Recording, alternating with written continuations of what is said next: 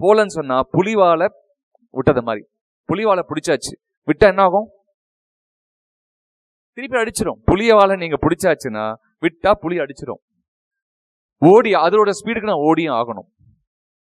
இதுதான் இன்னைக்கு இருக்கக்கூடிய காலகட்டம் பிசினஸ்ல. அப்போ எதையுமே ரொம்ப யோசிக்காம, இதெல்லாம் நமக்கு வராதுங்க, நமக்கு இல்லைங்கன்னு ஒதுங்காம போராடியே ஆக வேண்டிய ஒரு சிச்சுவேஷனுக்கு தொழில் முனைவோரோ தொழில் அதிபர்களோ தள்ளப்படுகிறார்கள்.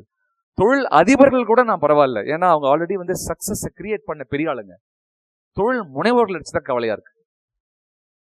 ஏன்னா இப்போ ஒரு தொழில் முனைவராக இருக்கக்கூடிய நிறைய ஆண்டர்பிரனர் நான் பார்க்குறேன், 24 மணி நேரம் வேலை செய்யறாங்க. ஆனா ரிசல்ட் அவங்க எதிர்பார்த்த ரிசல்ட் வரல.